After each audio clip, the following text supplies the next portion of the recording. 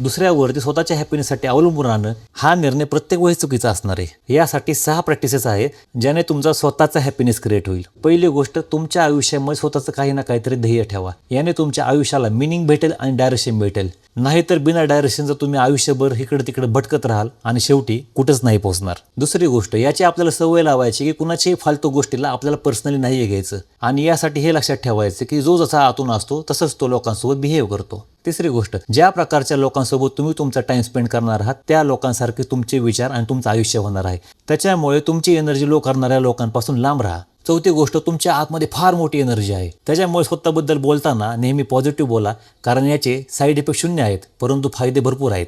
पाचवी गोष्ट लक्षात घ्या, तुमच्यासारखं अख्ख्या जगामध्ये कोणीच नाही आहे। तुमचं आयुष्य, तुमचा प्रवास, तुमचे विचार हे पूर्णपणे वेगळे आहेत। त्याच्यामुळे इतरांसोबत कंपेअर करून स्वतःला कमी समजू नका आणि एनर्जी वाया घालवू नका। आणि 6वी गोष्ट, तुमच्या आवडीच्या लोकांकडून अपेक्षा कमी ठेवा, कारण त्यांच्याही आयुष्यामध्ये फार प्रॉब्लेम चालू आहेत जे आपल्याला माहिती नसतात। त्याच्यामुळे नेहमी अपेक्षा ह्या स्वतःकडून ठेवा।